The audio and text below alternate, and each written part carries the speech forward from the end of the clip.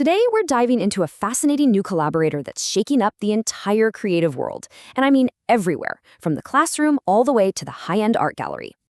So let me ask you this. What if your next great creative idea wasn't actually yours?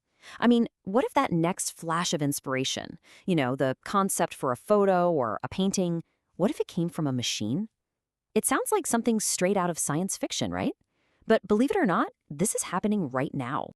And the place where this is all being explored, well, it might just surprise you. We're not starting in some fancy high-tech lab. Nope, we're heading into a middle school photography class.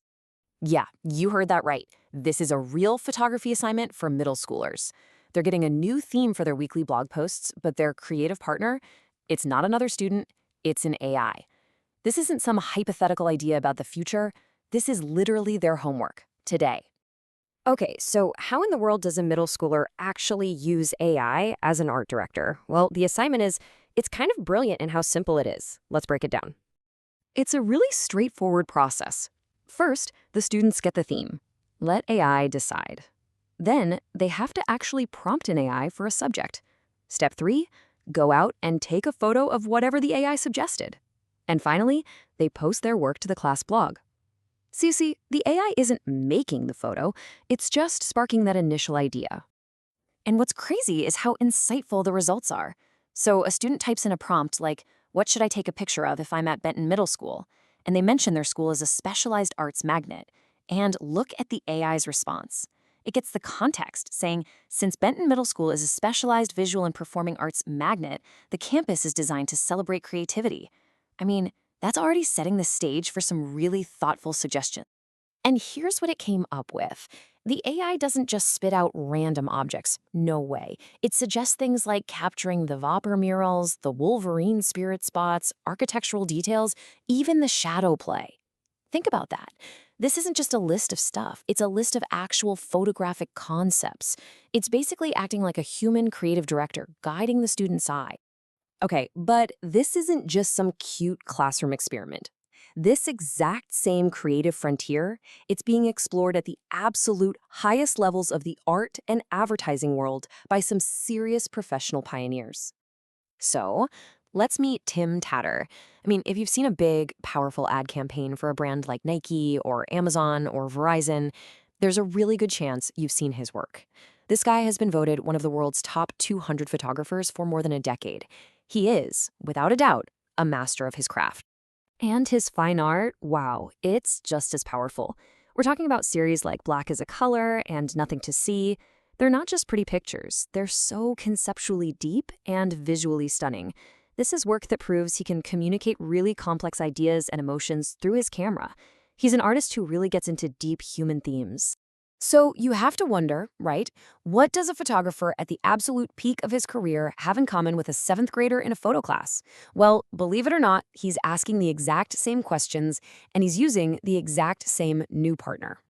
You guessed it, artificial intelligence. Tim Tatter is going all in, incorporating AI deep into his creative process. And he's generating these striking, surreal, incredibly complex images, stuff that would be literally impossible to create with just a camera. He says, I've always been known as a pioneer, innovator, and disruptor. And for him, this makes perfect sense. This isn't some weird departure from his style. He sees it as a continuation of who he is as an artist.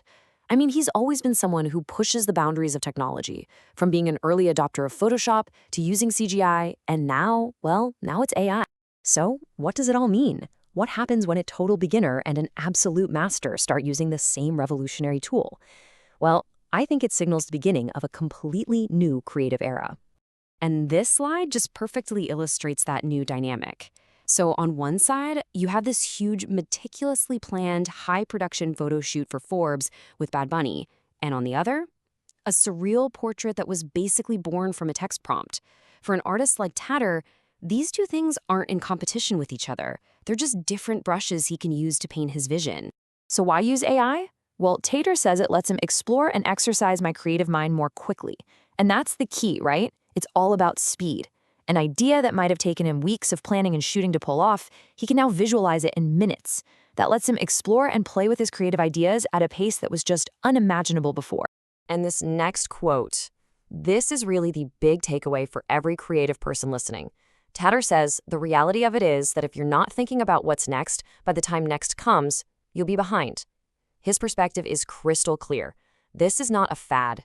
If you ignore what's coming, you're going to get left in the past. Simple as that. To stay relevant, you just have to adapt. So what does he see for the future? Well, he predicts that creatives who actually learn to use AI are going to produce at a higher level and in higher quantities. He thinks that creatives who don't adapt, well, they just might not be able to compete. He's pretty convinced that the next decade is going to be completely defined by AI. And let's face it, in a world where attention is everything, AI is a seriously powerful tool to have in your toolbox. And that brings us right back to where we started. You have middle schoolers using AI for their homework, and you have one of the world's top photographers using it to create his fine art. So when a student's homework and a master's artwork start to explore the very same new tools, what does it even mean to be an artist anymore?